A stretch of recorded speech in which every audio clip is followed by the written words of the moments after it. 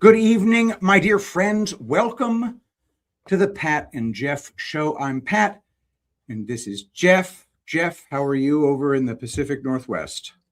Patrick, I am doing well, and everything is fine here, except typically it's raining and blustery. So otherwise, we're all good. We've got summer weather here in February in Houston, Texas. It is delightful here at the Tulip Blooms World Headquarters. Just a reminder to everybody watching right now, we still have buy one, get one half off on the amazing Castor Blend at tulipblooms.shop. Promo code Shapiro for an extra 10% off. Get it while it's hot. I think we'll end that Monday at midnight. So take care of it while you can. Stock up while you can. Castor Blend is buy one, get one half off. Jeff, I've been wanting to talk about today's topic in depth for a long time. I'm really glad to have you as a sounding board to talk about it. It's called The Final Experiment, and it was an attempt by Pastor Will Duffy to demonstrate once and for all that the world is a globe. We'll just leave it at that. And I want to make it really clear at the beginning of this presentation show that I am not here to convince a soul about the shape of the earth. I am a flat earther, for those of you who don't know it. I am a proud flat earther, and I will also say that, and this is a standing challenge, I will debate any human being or artificial intelligence in public, live, in the world. You find your debater, I will debate you, period. And I will do no prep beforehand. That is an ongoing challenge to the entire world. If you think you can debate me on the topic of flat earth, please, we'll keep it civil. The only tactic in the debate that I have not figured out how to beat is somebody just shouting at me nonstop, which is what Michael Toon did. If you check that out on my YouTube channel, not my YouTube channel, my Rumble channel, you will see he did figure out how to just kind of baffle me by never letting me finish the sentence. You do that, it's not going to go well for me. That tactic works. I just become frustrated and tell you to go fuck yourself. But if you keep it civil, I will win that debate. I just wanted to put that out there in case anybody was wondering. However, the topic today has nothing to do with whether or not the earth is a globe or the earth is not a globe. The topic is, how the hell does our world work, regardless of its shape? I mean the people in it, I mean the opinions, I mean the content creators, the people who drive opinion in this world. How does that system work? Because I believe that what we call the final experiment, this so-called trip to Antarctica with flat earthers and globe earthers all getting together and going to Antarctica, I think it was Union Glacier, and seeing if they could observe a 24-hour sun in Antarctica. I want to know, how does it work? There are a few things I'm pretty confident I can show, and I'm going to talk about that today. But I want to talk about what it means and why it's important. So, Jeff, you're familiar, of course, with the precession of the equinoxes and how there's a wobble in the Earth's axis and how globe Earth explains the seasons. So I want to pull up a quick video. It's called Earth's Axis, Meaning of Earth's Axis. This is a 3-minute video. And this is, when I say Earth's axis, I'm referring to the globe model. So we're going to talk about the globe model and how it is used to explain phenomena that we witness, that we can observe. So here we have this thing. So just bear with me. There's about 1.5 to 2 minutes that you're going to have to watch. And we will circle back. These are the 2 points where an axis meets the planet surface. Hello friend, welcome to Top Brain GK. An axis is an invisible line I apologize for the fresh off the boat accent. She does a good job, so we'll just kind of get through it. Around which an object rotates or spin. In this picture, Earth's axis is represented by the red line. Earth's axis is not perpendicular. It has an axial tilt. All right, so she says Earth's axis is not perpendicular. It has an axial tilt. So what does that mean? Well, that means that, now remember, the Earth in the heliocentric model, the year is represented by a trip around the sun in an ellipse. And when it's on one side of that ellipse, the tilt is in one direction. And when it's on the other side of the ellipse, the tilt is in the other direction. And that is what accounts for the seasons. That's why the southern hemisphere gets a summer during our winter, and we get a winter during their summer, and vice versa. So just bear that in mind. This is foundational to what we're talking about. Hey, Patrick, real quick before you do that. I was in 6th grade. I'll never forget this. My teacher was this great guy. He was really good. And we were going around a room. There must have been 25 kids in the room, 30 kids. And he's asking, how do you explain winter and summer? And we go around and he's asking, why do we have a winter when we have it? And why does the southern hemisphere have the summer? Mm-hmm. And everybody's coming up with all these stupid answers and they're trying to figure it out, right? Mm-hmm. And then after probably an exhausting, I can't remember, obviously, it was probably, I don't know, 58 years ago. I'll never forget this. He goes, I'm going to have to tell you the answer. It's because the Earth is on an axis. It tilts 23 plus degrees, whatever the measurement is. 23.4 degrees. Or, if you want to go with the right angle complement of that, it would be 66.6 degrees. No particular reason. Anyway. Well, that's my point. Yeah. So he goes, now with that tilt, that explains with the positioning of the sun, we're closer to the sun in the summer and further away in the winter. And that's why it's colder. And interestingly enough, of course, being a bright-eyed sixth grader, I was like, all right, that makes sense. Okay, good. And we just went on. Nobody explained why it's tilted. Nobody explained how it's tilted. Nobody explained when did it happen? Was it always like that? So anyway, keep going. But I just wanted to add that, we all just bright-eyed and really all excited about, okay, makes sense. Good explanation. Let's move on. But remember, the purpose of this discussion is in no way to argue for or against this model. The purpose is to make sure everybody understands why what they're trying to do in Antarctica is what it is. All right, I'm going to play the rest of this video. And just the accent is even thicker than my parody accent. So here we go. Earth's axial tilt is about 23.5 degree. 23.4. Due to this tilt, the sun shines on different places at different angles throughout the year. Earth's axis is an imaginary pole going right through the center of Earth from top to bottom. Earth spins around this pole, making one complete rotation each day. That's why we have day and night. As Earth orbits the sun. All right, I'm going to quiet her down. As Earth orbits the sun, okay, notice that on different sides of this ellipse,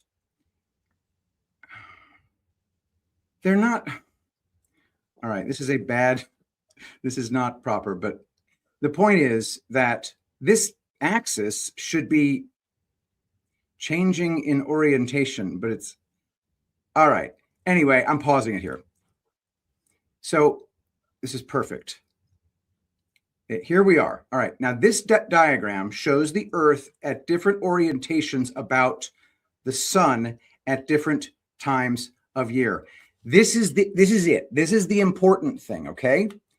Notice in summer or whatever, at this time of year, I hope you can see where I'm pointing. The southern hemisphere Antarctica gets 24-hour daylight. Why? Because that part of the Earth where the South Pole is coming out is tilted towards the sun. So that portion of this sphere gets 24-hour exposure to the sun. On the other side, it's the North Pole that gets that 24-hour exposure to the sun, and the South Pole gets 24 hours of night.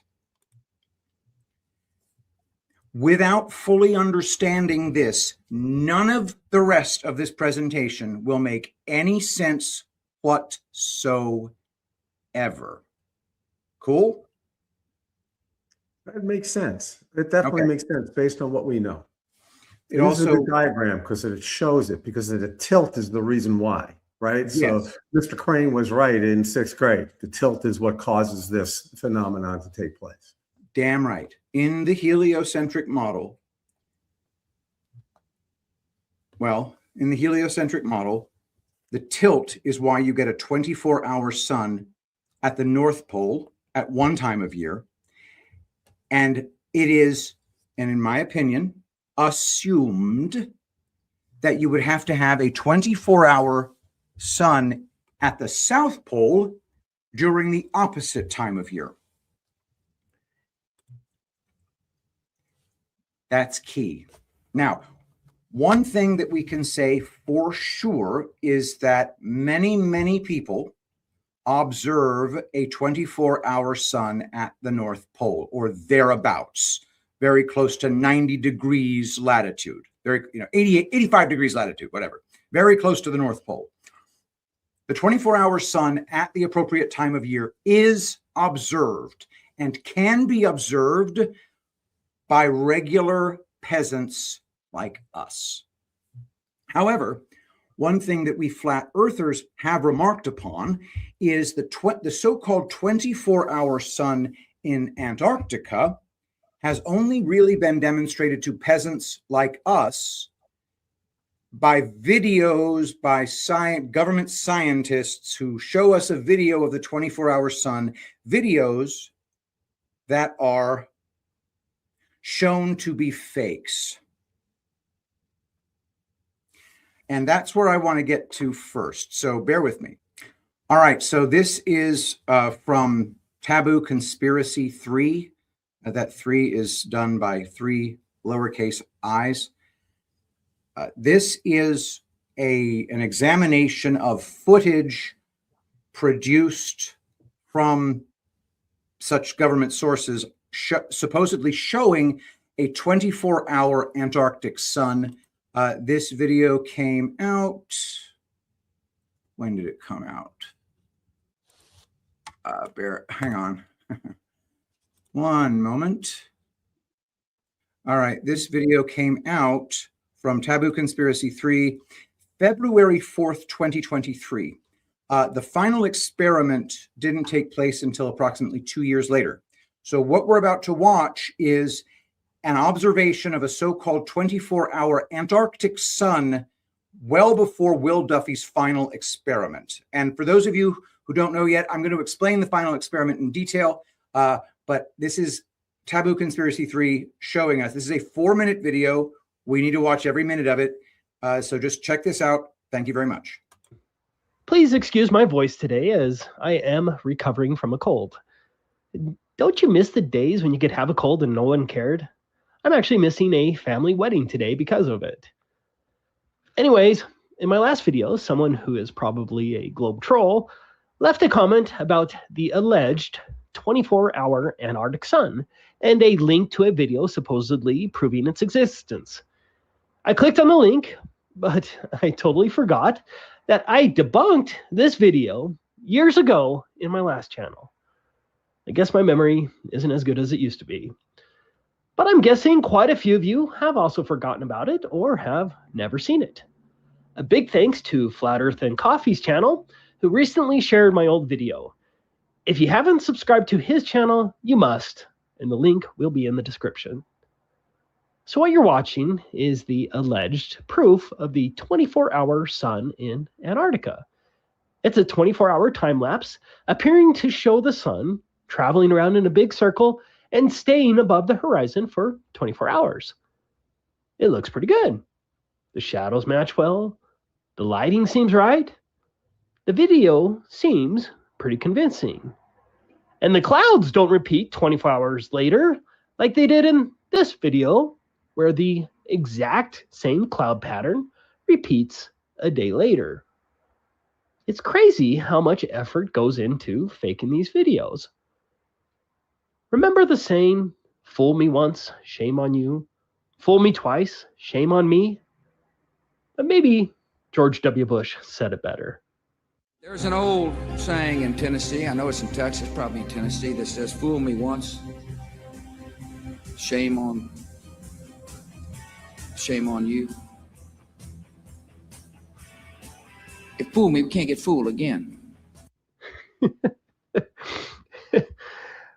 Anyways, but in this case, the clouds don't repeat 24 hours later.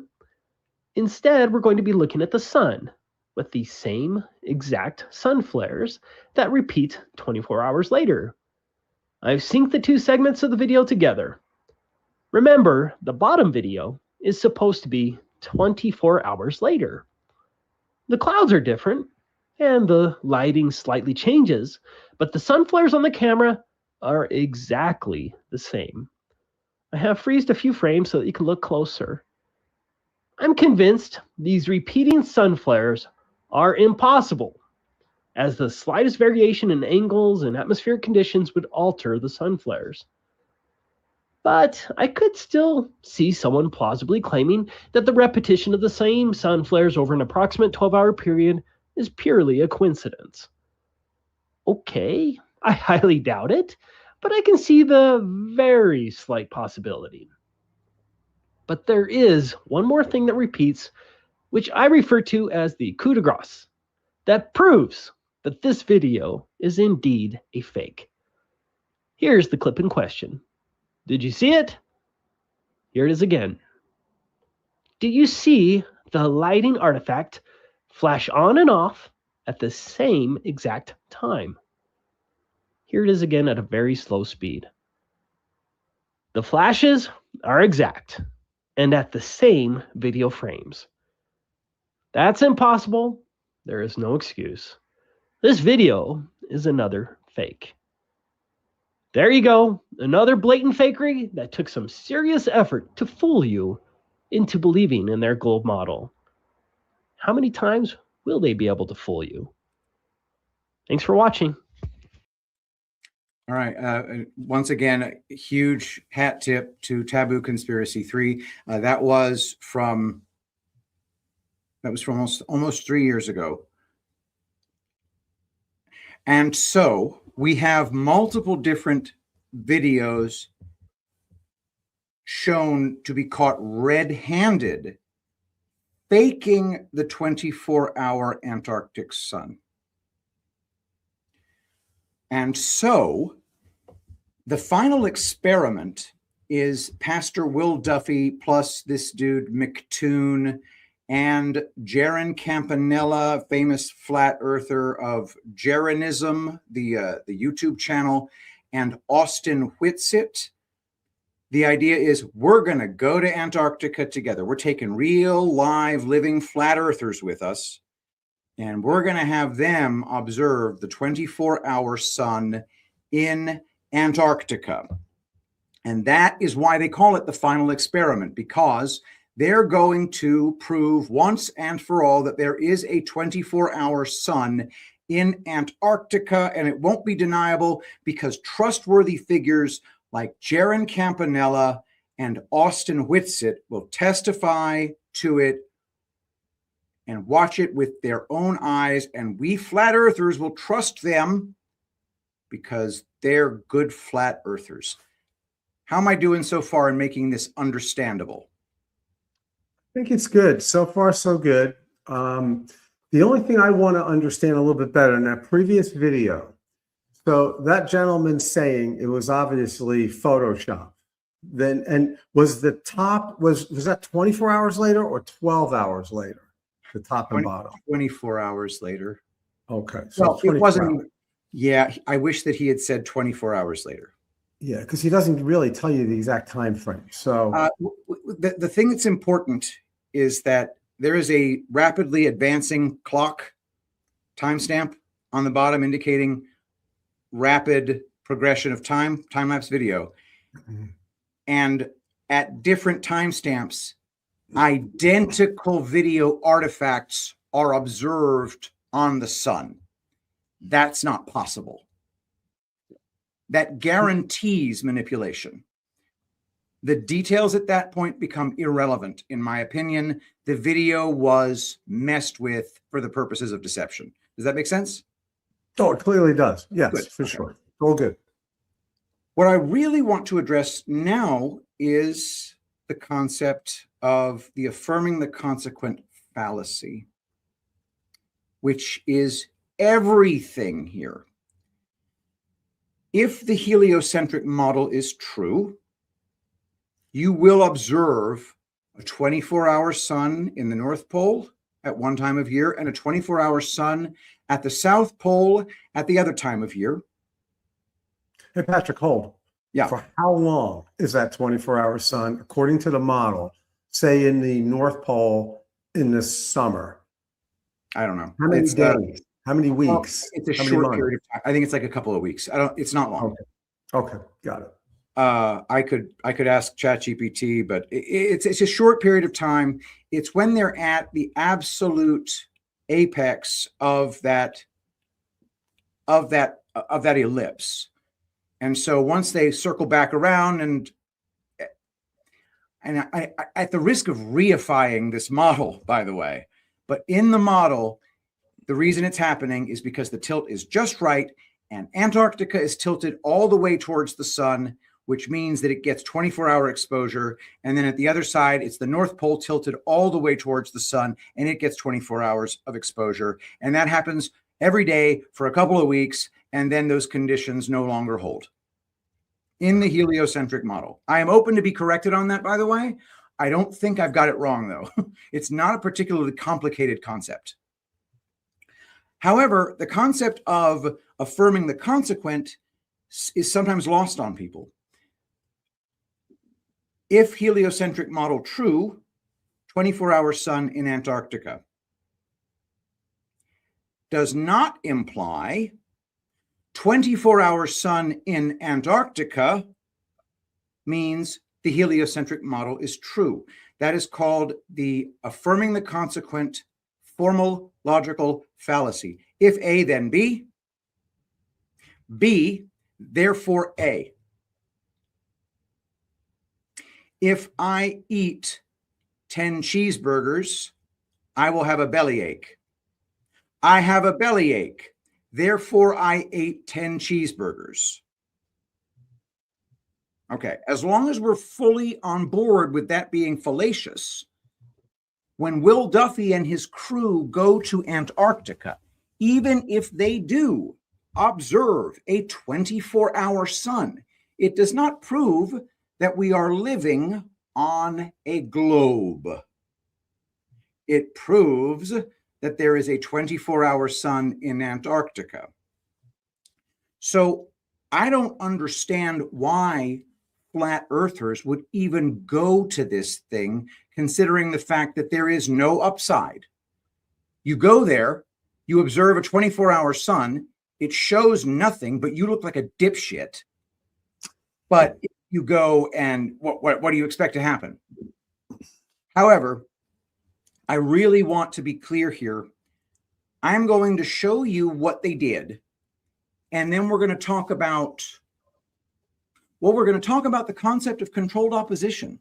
So here are the characters involved. We have Pastor Will Duffy. So the first thing I'm going to do is I'm going to show you his video explaining the final experiment. It should be short, and then we'll actually show you the videos of them going there.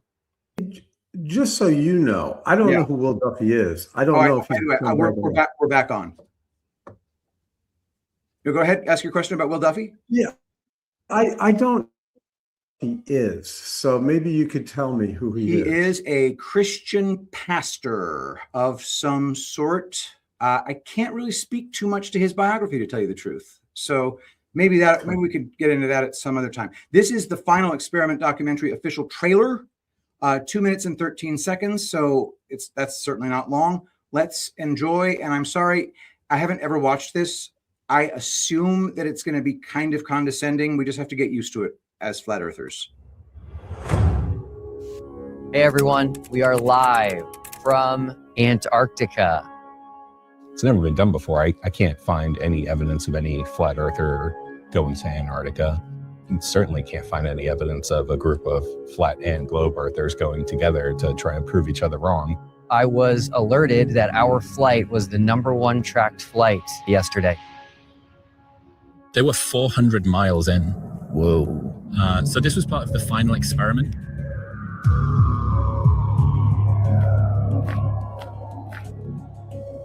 I was shocked that it's the 21st century and people are still debating the shape of the Earth. I didn't know what I was going to do yet. I just needed to find it. Just a perfect final experiment.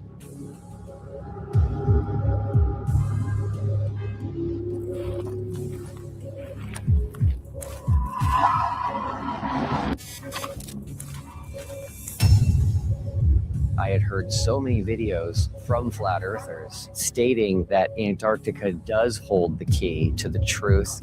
I'm here to do the science, to partner with people that want to partner. I think people will look back on of us going as something that is special. I just heard about it. I thought this was something that I wanted to participate in. I mean, it just excited me, the whole idea. He maintained that it is to move the discussion forward. What I ended up learning throughout this journey was something that I would have never seen coming. Big up to God, because he has a funny way. He has a funny way of humbling people. This is not what we agreed to. You guys are changing the rules. If that's what you guys want your legacy to be, that's fine. We can't just have a discussion about maybe just staying here. I mean, I'm not even sure that any of us would object to it. I'll be there. It's too important to me.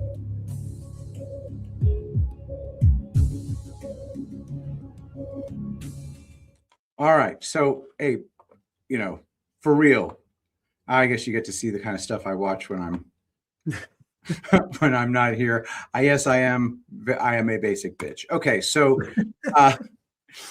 the nice production values, cool as hell, and heck, very, very interesting. Now I want to talk about Dave Weiss. Dave Weiss is also known as Flat Earth Dave, and Flat Earth Dave said the same stuff I just said. But I've been on Flat Earth Dave's. I've had Flat Earth Dave on my show more than once, and we are friendly. And before the final experiment, of course, Flat Earth Dave, one of the most famous flat earthers in the world, was offered a seat on that plane. And this is as the story is told. I'm not saying I know any of this firsthand because I'm just a peasant. But he refused to go, and his reasoning was extremely valid, in my opinion. He said, that's what he said. He said, if there's a 24-hour sun in Antarctica, it doesn't prove the Earth's a globe. If you want to find out the shape of the Earth, you measure the ground, not the sky. But he also felt like there was a strong possibility they were going to try to fake a 24-hour sun to the flat earthers. Do you have any questions at this point, Jeff? Because I want to make sure everybody's on the same page. And once again, whether you are a flat earther or a globe earther is irrelevant to what I'm trying to get across here. How would they fake 24-hour sun while you're there is my question. Do you know how? I mean, I'm just wondering. I'll tell you, I don't think they can. Yeah, I didn't think so either. Yeah, but they can. But they can if the flat earthers are in on it. Of course, makes sense. Controlled opposition. Controlled opposition, right? Yeah, and that's why. That's why this is so upsetting because Austin Whitsitt was just like this regular dude in his living room. Jaron Campanella, total scumbag. I've always known that he was full of shit. Jaron Campanella has the YouTube channel Jaronism, and he is a flat earther who had his logo be a globe, and he became a famous flat earther back in 2015. His YouTube channel has 250,000 followers, and he's the guy that you'll find in the Netflix Flat Earthers documentaries where flat earthers are being made fun of. He's the dipshit who accidentally proves the earth is a globe during his own gay little experiment, and he does it live on camera and goes, oh no. Now, the definition of controlled opposition. So that's where I'm going to hop to next. Jaron Campanella reacting to what he sees when he gets to Antarctica and observes a 24-hour sun. All right, so this is Jaron Campanella. If you look at the logo up at on the top right, it's TYT, the Young Turks, famous left-wing commentators. And then the caption says, surprise, flat earthers' worldview dissolves in real time. Let us observe. Here we go. Sometimes you are wrong in life. And I thought that there was no 24-hour sun. In fact, I was pretty sure of it.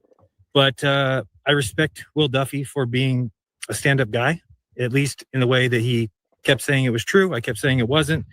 He said, do you want to go? I'll take you. And brought me here, and it's a fact. The sun does circle you in the south. It seems like the moon does circle here as well. So start thinking about that as well. It doesn't mean that AE map is over, flat earth is over. Maybe somebody's got the answer. I don't have that answer. Okay. I think that covers it. That's Jaron saying, you got to trust Will Duffy. And obviously you trust me. It's a fact. Doesn't mean the earth's not flat.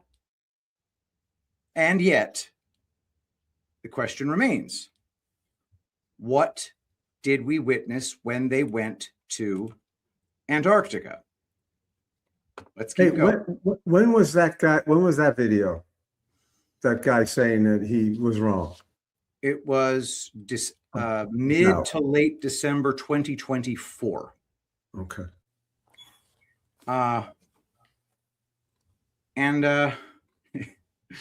Yeah, dude, it's freaking crazy because I don't think I need to get into too much detail about Jaron, but we'll put it this way. When his audience starts asking him questions about the footage, he has a monumental crash out and disavows flat earth and calls flat earthers psychopaths and just acts like a general fucking demented little freak.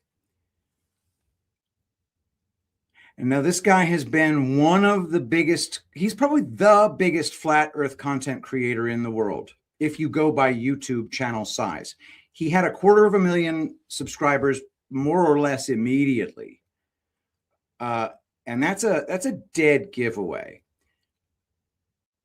So I want to see if I can show you some of the stuff, some of the stuff that actually happened. And I'm going to go ahead and just pull up Eric Dubé's channel. And let's just see what we can see. I'm going to get Eric Dubé, The Final Experiment. And we're going to watch a couple of these. And I want your commentary on this. So 1 year ago, Eric Dubé made a video called The Final Experiment. Sorry, one sec. All right, why did Eric do Final Experiment Fakery, The Final Straw Man Experiment? I want to get the first one and then the second one. I think it's this one. From over there. All right. So we're going to watch we're going to watch Eric Dubé's critique. Now, this video is lengthy. It's 8 minutes and 48 seconds. In my opinion, it is the best. It's the best critique for brevity without getting too deeply into the weeds. It doesn't mean that there aren't weeds to get into. It doesn't mean that there aren't details to follow up on. I just want to make sure that everybody gets on the same page to know the issues being discussed here. And I will reiterate, regardless of whether you are a flat earther or a globe earther, the open question of, did these guys actually demonstrate a 24-hour sun in Antarctica, is an open question. The question is, did they fake it? Okay? Very important to note. There could still be a 24-hour sun in Antarctica, and these guys could be full of shit and making it all up and using video fakery to do it. Watch this video and tell me what you think. As footage continues releasing and astute internet sleuths continue analyzing anomalies and inconsistencies, it's becoming increasingly clear that the so-called Final Experiment's 24-hour Antarctic sun was just another faked event recorded on a film set. Unbeknownst to most, for the past few years, portable, panoramic, 360-degree LED studio setups now exist and are being used for Hollywood productions like The Mandalorian and many others. Amazon Volume, or Amazon Studio 15, for example, are state-of-the-art studios which take the standard of green or blue screen technology and completely blow it out of the water. With new 360-degree panoramic LED screen studios, the entire background and ceiling or sky are digitally created in Unreal Engine, then projected live in up to 16K resolution, so the actors on set can see, react, and interact with everything in real time. All right, so I personally would not approach it this way when trying to persuade anybody of my point of view that this was faked. I don't need to explain how they did the magic trick, but Eric Dubé chooses to show you about this Unreal Engine stuff. Now let's actually move over to stuff in the video. Keeping all this in mind, let's review some footage from the Final Experiment. To begin with, watch the supposed sun circling around during their 24-hour time-lapse video, and pay close attention to its shape. Notice how the sun changes from circular to being smushed down horizontally, back to perfectly circular, then smushed across vertically, and then back again. This is not how the sun usually looks or behaves in person, or in genuine footage of the phenomenon from the Arctic. Now, pay attention to... All right, so just bear that in mind. That smushing of sun and elongating of sun would be consistent with a minor irregularity in a screen that is a physical screen with this Unreal Engine being projected onto it. So one way to fake it would be just to use the real sun and then just splice it together, which is what you got in that video that I showed you from Taboo Conspiracy 3, with the exact same lens flaring and video artifacts around the sun. But that is the sun. They are recording the actual sun. But it's fake because you can see it's identical. You can't fake a fingerprint like that. But in this case, they're not, the idea would be, okay, they're not going to use the real actual sun. They're going to use a video of what looks like a sun projected into an environment where the dudes can walk around in real time and do live streams. Okay, so just think about that. One of the ways that I think normal people would ask for, verification of this being real, they would say, all right, so these other 24-hour suns were faked. Well, they were only faked because the people had the ability to record and then doctor the recording and then play it afterwards. So we want you guys to live stream it. And that way we'll know you're not faking it. Does that make sense?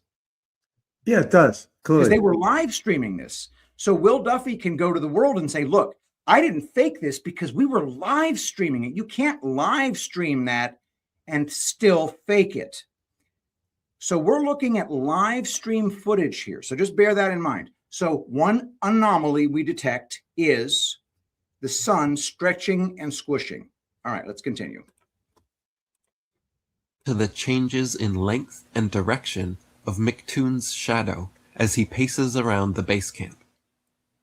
In the space of walking only a matter of feet, his shadow somehow completely changes direction and triples in length. Watch as his shadow stretches, contracts, and sharply changes angles within the space of just a few paces. This is not at all normal behavior of shadows being cast by sunlight, or of a man walking only a few steps. All right, so, it really isn't. If it's the sun that's causing that shadow to be cast, walking 10 yards should not triple the length of your shadow. But if it is a massive spotlight 20 feet in the air, then your shadow's length is going to change radically as your relative distance from that spotlight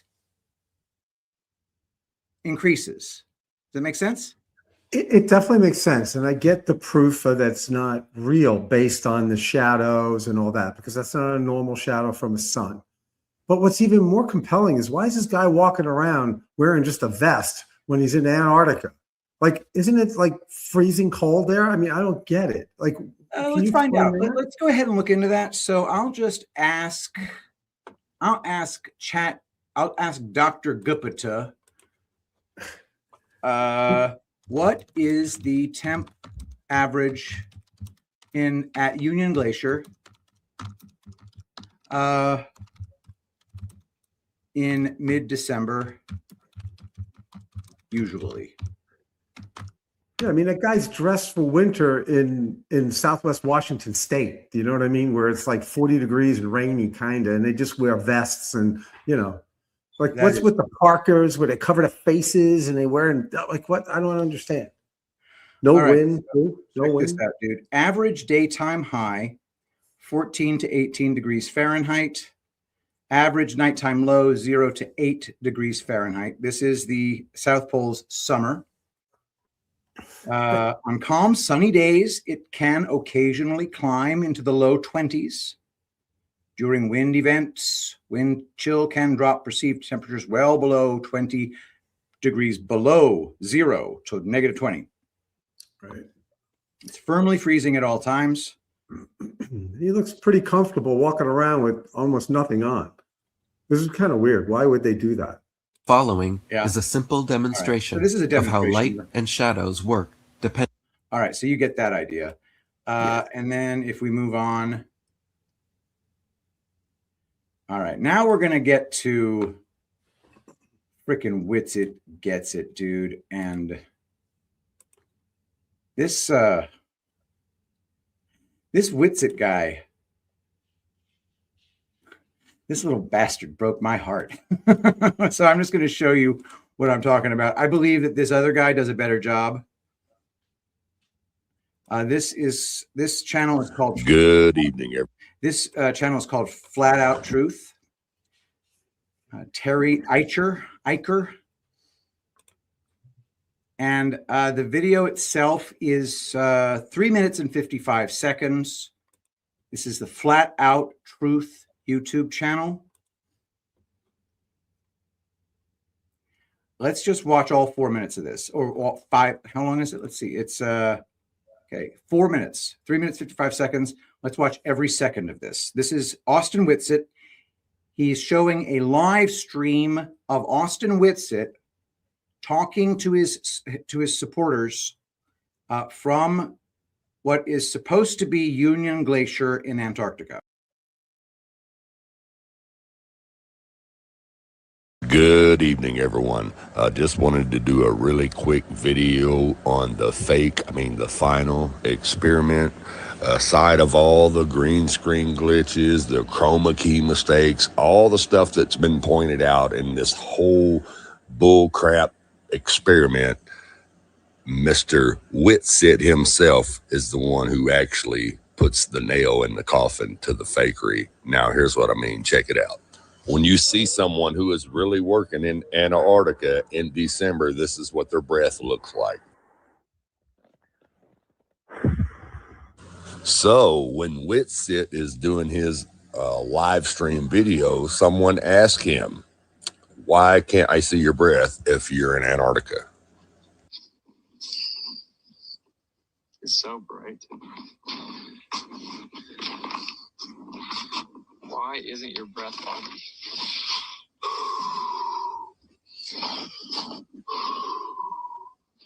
It's not as foggy as it was a second ago.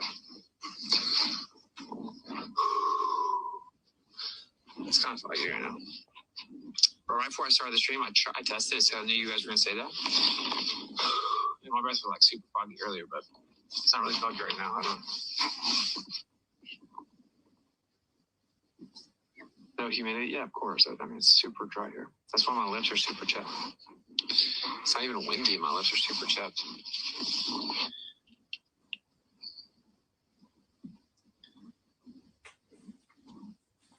Just pick up some snow? Okay. I'm not wearing gloves, so that's a terrible suggestion. I'll be right back and grab some gloves and I'll pick up some snow. Okay. I'm gonna play her song again while I go in here so no one else maybe says something they don't want on stream on my headphones. I'm gonna go grab my gloves. This is a good idea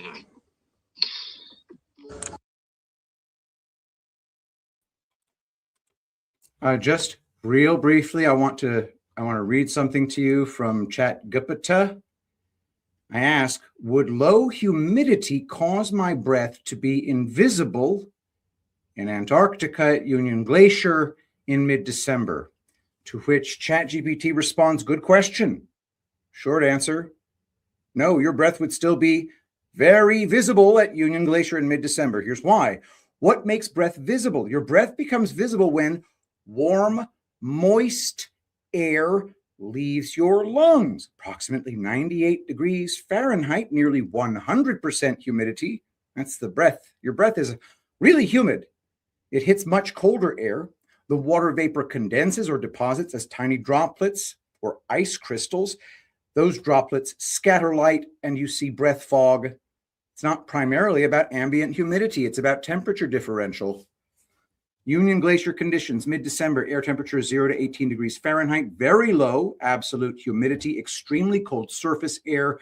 Cold air cannot hold much water vapor at all. So when your saturated breath hits that air, it exceeds saturation instantly. Water vapor condenses immediately. Often it deposits as tiny ice crystals. That makes breath very visible, often more so than in humid, cold climates.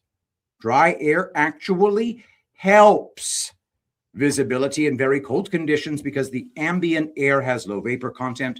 Your exhaled air dramatically exceeds the local dew and frost point. Supersaturation happens instantly. The result is a dense white plume. So just bear that in mind. Let us continue. Okay, so he turns the camera off because he's worried about what somebody's going to say on the live stream, supposedly while he's gone to get his gloves. Now, let's look at the footage where he goes to get his gloves before he comes back and turns the camera on. Okay, let me hit play. There's Whitsitt right here coming out of the shed. Now, he walks back over. Now, his camera's right on top of this funny-looking thing here with the blue thing, and then his laptop's there with the camera on it. So let's zoom in. Now, notice before he turns the camera on, he squats down and hitting the vape. You can see the little smoke coming out of the vape. He then reaches up, turns the camera back on, and blows out his vape. Check it out. There's a little breath. What's up now?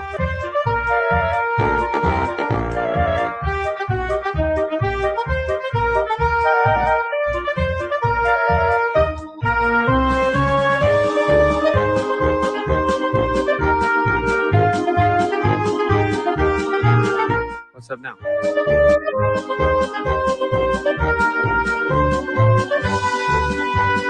What's up now? Now, when a liar is being a liar, they're very sarcastic about it. That's why he says, "What's up now?" What's up now? Now, notice you can only see his breath on that one exhale. That's because it was a vape. Look, there's nothing coming out of his mouth because all of the vape's gone out. You have to take like deeper breath. God have mercy upon us. Oh God. Okay. So great. The guy is just, I get the breath and all that. Guy's way too comfortable wearing almost nothing, no gloves, nothing on his, and he's very comfortable at 10 degrees. I don't buy it. I'm sorry, I don't buy it. Yeah, it's Down the line. it's Going very along the enraging. Yeah, a lot of fakery. There's no doubt. No doubt a lot of fakery. Yeah. All right. So we're going to go back to Dubay, right quick. Because I really prefer that flat out truths guys treatment of the, I call it the what's up now gate. Make sure I've got the right thing. Damn it. I've got the same video 10 times.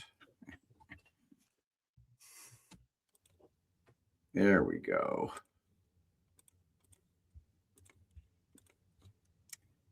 All right. Anytime close-up footage of their feet was shown, their footprints always failed to make any impression in the snow. Here, he moves his left foot, and there is no impression, footprint, or displaced snow. Another thing apparent while watching the footage was the complete lack of wind or any precipitation whatsoever. Throughout the live stream footage, I don't recall a single instance of any wind or even a light breeze strong enough to affect their hair or microphones. Even on a calm, sunny day, if they were really outside and not in a studio, we should see or hear the effect of wind on their bodies or microphones, but it was mysteriously absent the entire time. Jaron, Whitsitt, and others involved also made comments several times about how the mountains in the distance seemed so close that you could touch them, but that they were actually several miles away.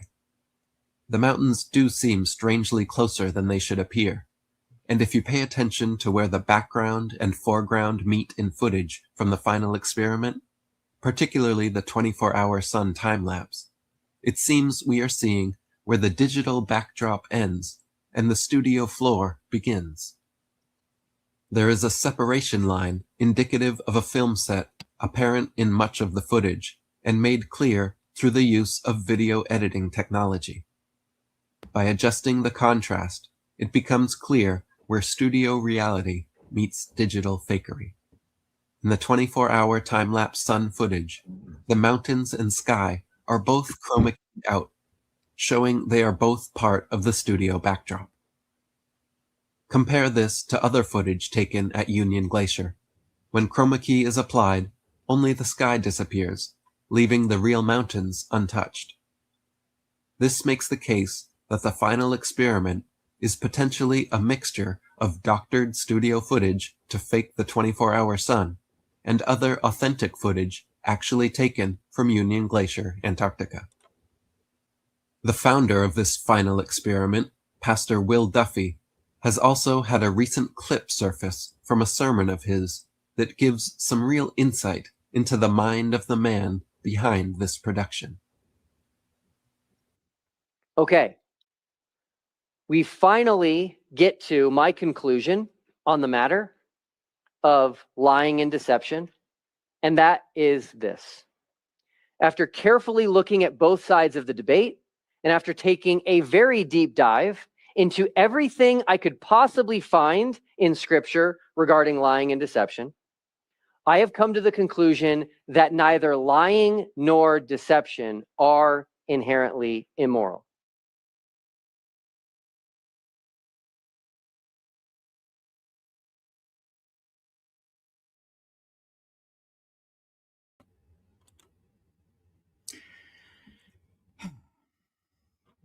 That was Will Duffy being surprisingly strident about how it's okay to lie according to the Bible.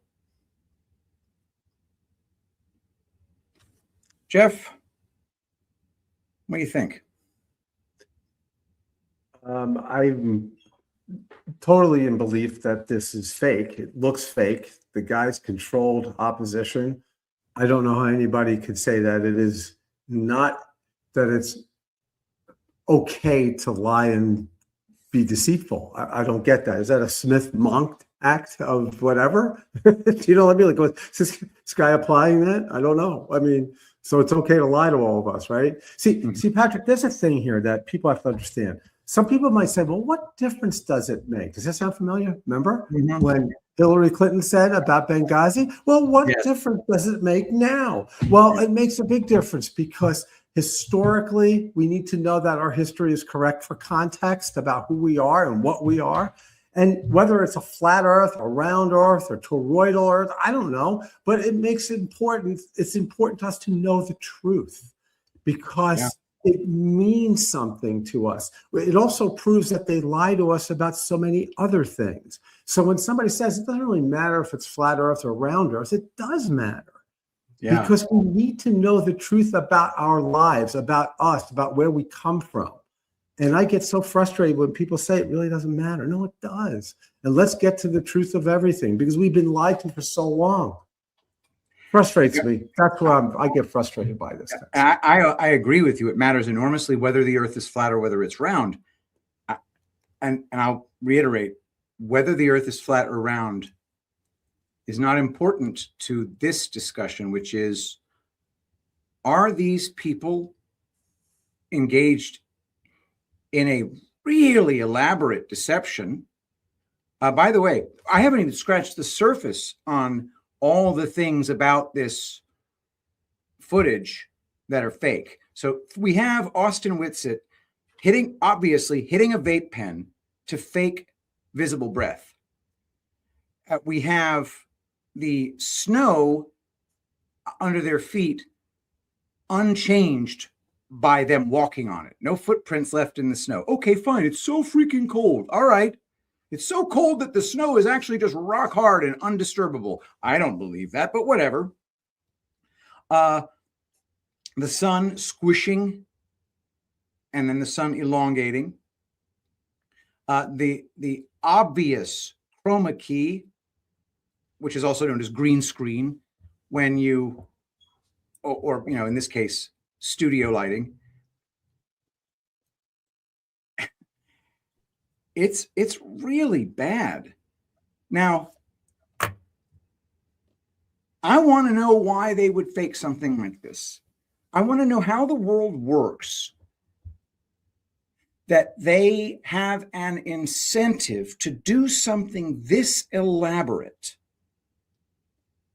They don't have to go to Antarctica to do this, but the studio setup that they would have been using to fake this would have been incredibly expensive to rent. I don't think that those YouTube videos would have paid for it. This would have been a loss, a money loser. But we've shown enough here, I think you will agree, that we're kind of done thinking they actually were showing us footage from Antarctica. The frickin' shadow on McToon ends this discussion as far as I'm concerned. Now, there is another aspect to this, Jeff, that I want to talk about, and it's uncomfortable for me because I do like Flat Earth Dave. I think he's a great guy. Right after this thing happened, however, Flat Earth Dave suddenly started defending Jaron and Austin with the ferocity of a Harvard defense attorney. He had never done that before. He had never acted like this before. When it was pointed out that they had their green screens turned on, which they had their green screen settings turned on, which meant that anything green on them would be transparent. The Whitsitt vape pen stuff, which is just absolutely damning. He didn't even, he just dismissed it out of hand. The shadow, he didn't just dismiss it. He said anybody who says that that shadow indicates that they're not really there is just a shill and an idiot. All of these things that Flat Earth Dave is famous for, let's examine this critically, et cetera, et cetera. Suddenly, Flat Earth Dave was no longer interested in any of that. He just became the advocate for Jaron and Austin. And then he has since reversed himself. And by the way, all of those videos of Flat Earth Dave aggressively defending Whitsitt and Jaron, I can't track them down. I can't find them. There's a gap in his YouTube videos. They have been removed. Now, there are explanations for this. He might feel embarrassed that he defended those guys. Maybe. But his behavior was incongruous with what I knew him to be famous for, which was, let's examine this. You know, let's look at the video footage. Let's not immediately jump to, no, you can't question this. You're an idiot if you question this. Don't make us look bad. That's the new standard he took for a brief period of time during the final experiment, bearing in mind that Flat Earth Dave still said, it doesn't matter if there's a 24-hour sun in Antarctica because of the affirming consequent fallacy, because there are other explanations. But the only explanation that he would not tolerate were Jaron and Whitsitt are lying to you, which, by the way, it's now, in my opinion, very clear. That's what they were doing. They were just lying to everyone. If Whitsitt felt that he had to duck out of camera view and hit a vape pen a bunch of times right in front of us, I guess he didn't realize there were other cameras on him, and then hop onto the camera and say, there's a little breath, what's up now? The fact that he felt he needed to deceive everybody that way is consciousness of guilt. If you're actually at Union Glacier and you're not blowing out visible breath, you're like, well, I don't know what to tell you. This is what you'd say. You'd say, look, I don't know what to tell you. My breath isn't visible right now. Go talk to a meteorologist as to why that would be the case. I don't know, but here I am. Another example was they said, well, show us the snow. He said, I don't want to show you the snow. It'll make my hands too cold. Oh, I'll put on gloves. And then he went and put on gloves and then walked 30 paces away from the camera to go get snow. If snow's all the way around him, he could just reach down to the ground and get it. I regard it as dispensed with that this was a fraud. The exact way that they faked it, it's not my concern. It was definitely faked. I don't know if they used Unreal Engine. I don't know what they used. I just know that they were caught. And I also know that the really great Flat Earth Dave defended them like his career depended on it before he finally cut them loose. And by the way, well, yeah. Can I just address something about that? There's another person that you and I both know that did a similar thing. And that's this guy, Ewar. Remember Ewar? Oh, yeah. So Ewar does these documentaries about, basically the procession of the equinox. We can't talk about this without introducing who Ewar is. Right. Ewar is a movie maker, truther. He talked about Tartaria. He talks about Flat Earth. He's got this British accent and vocal quality that actually makes me recoil. So I find it hard to listen to him. But he was a good truther. And then he and Crow backtracked on Tartaria. So that topic is very near and dear to your heart, Jeff. However, all that Ewar did was just kind of recant some of his Tartaria stuff. He didn't engage in a hoax, Well, I get it. But my point is, there's something that's making these truthers act the way they act. And I don't know if they're part of the 60,000 man army.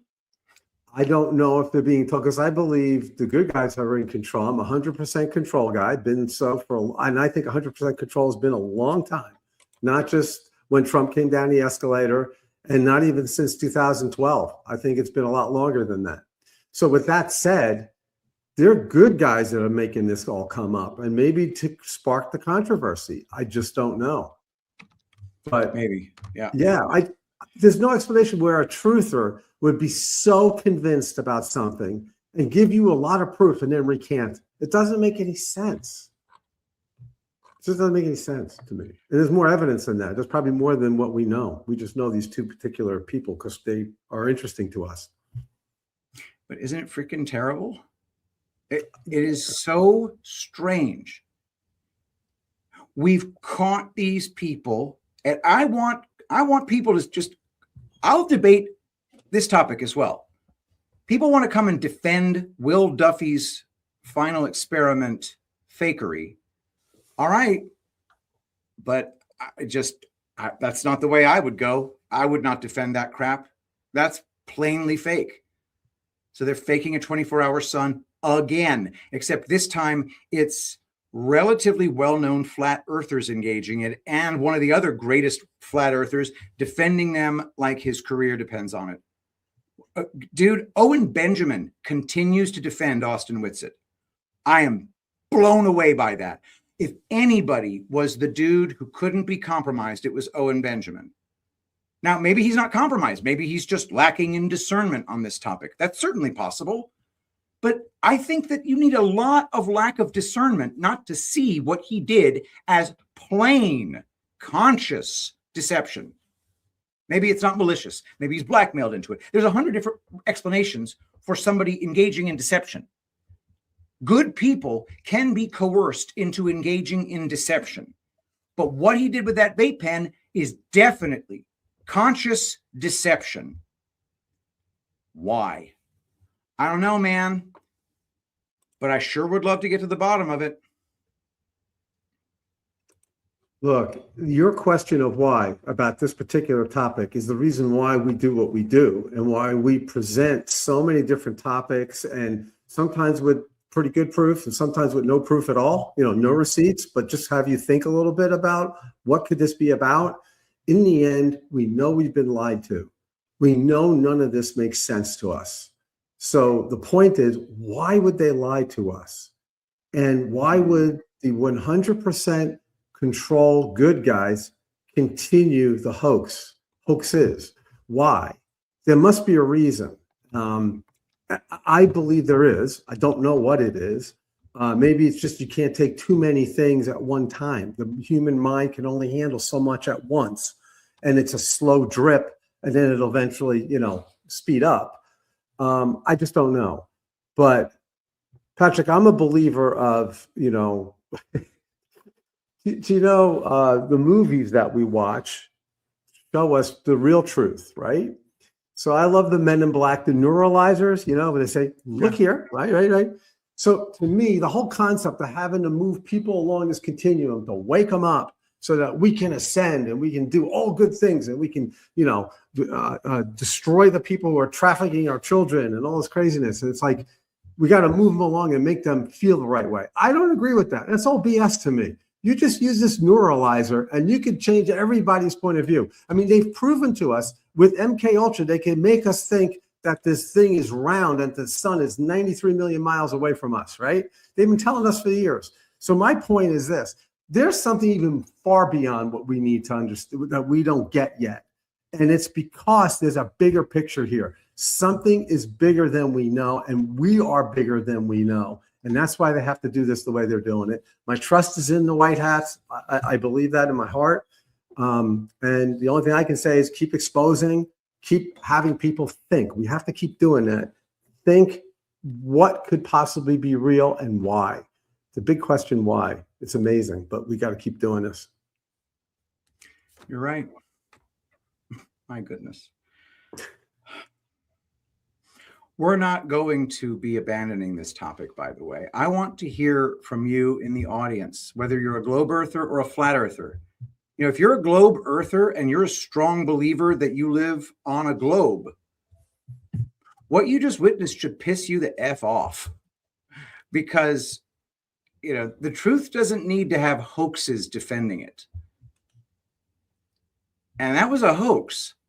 So one of the things I think is that you globe earthers out there might feel compelled to defend the final experiment as being real.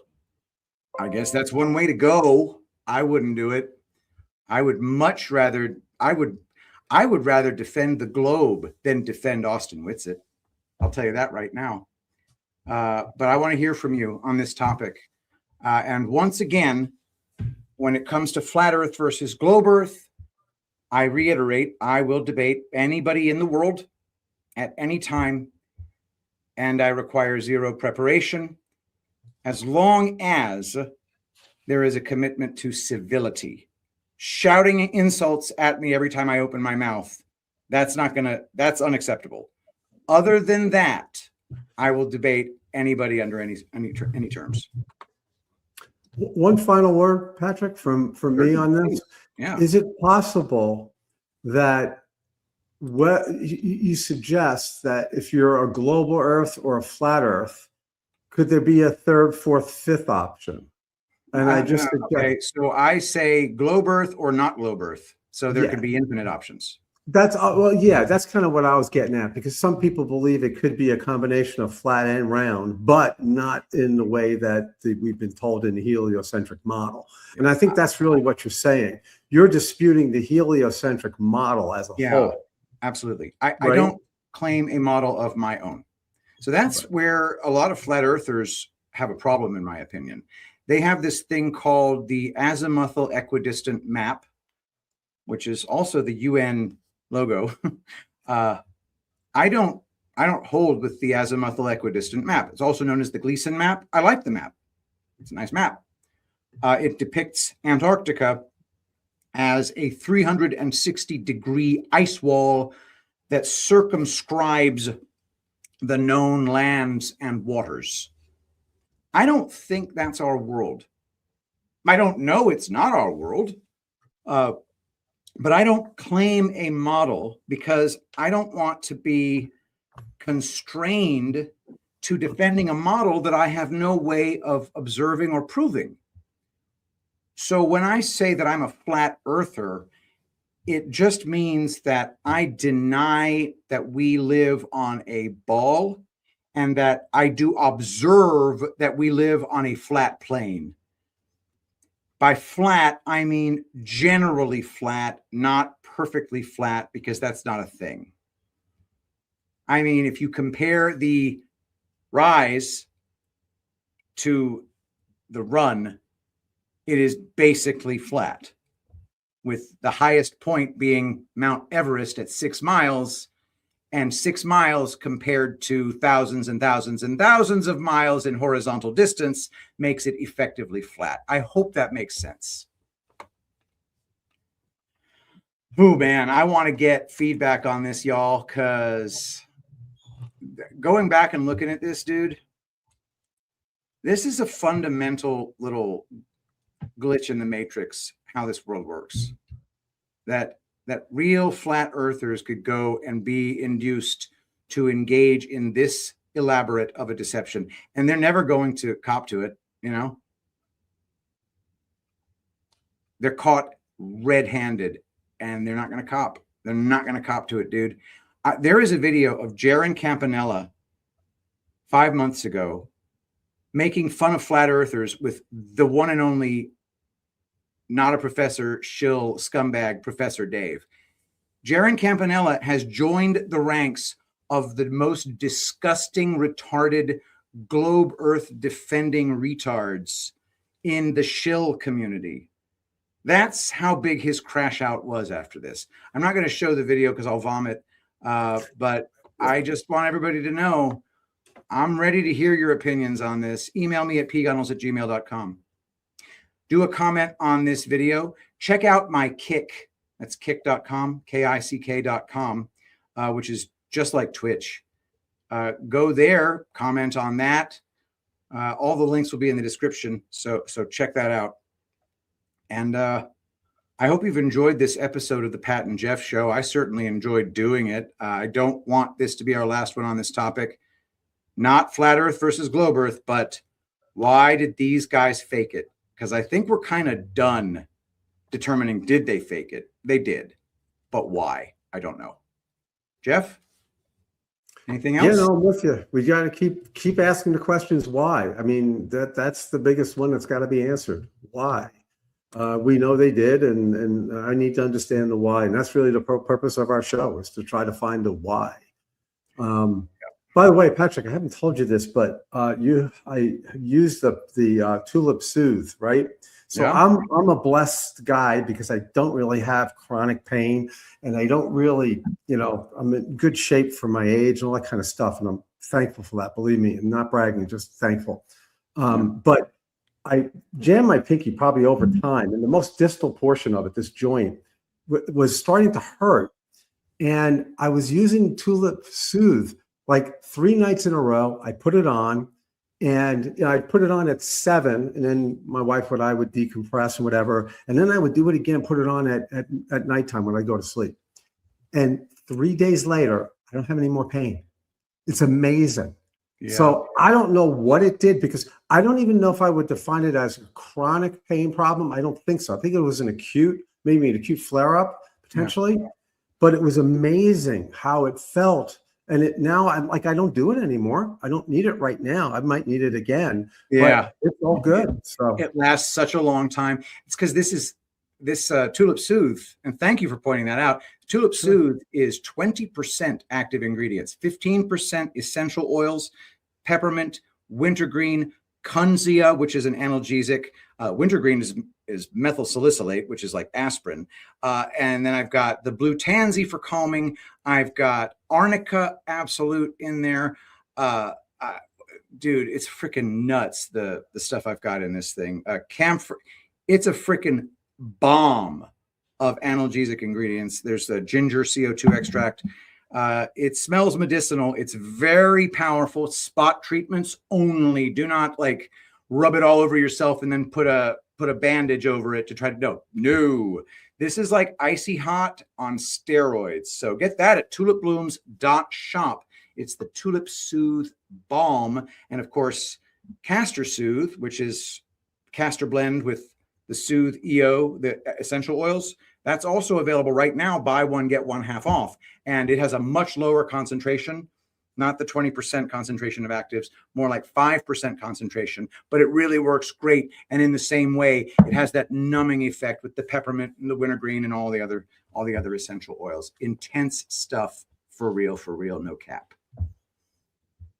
And don't forget promo code Shapiro. Thanks for that, Jeff. Appreciate it. Let me know when you start running low. I'll send you some more. Sure. No, sounds good.